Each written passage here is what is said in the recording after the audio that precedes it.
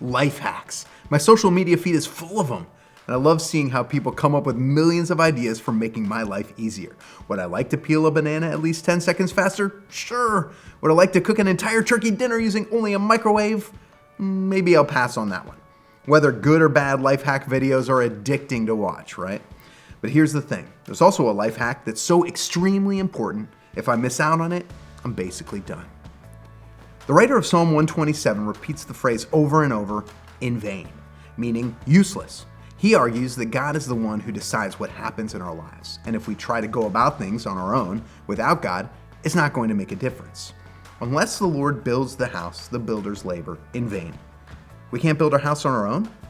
What if we brush our teeth without God? Will the tartar still come off? I tend to draw a line through my life. There are things I need God for, like to heal me when I'm sick, and then there's the rest, the stuff I get done on my own. I set my alarm, I hit the snooze button, I drive my car. The psalmist invites me to erase that line. Everything we do, we're able to do because God allows us to do it. And every moment, there's a chance to allow God to lead us, if we could only remember. I run my life to accomplish certain goals, and I think I know the way to do it. That's why I set an alarm. Yet I don't truly know what will work, or even how my day will go. The most important thing I can do as a follower of Jesus is to connect with Him each day and ask His Spirit to take the lead in my life.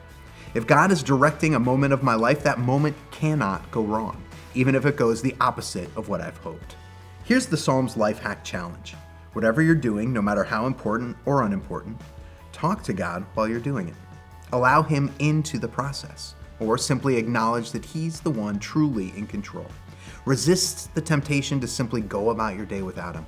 Unless God's in control of our lives, we're going to come up empty every time.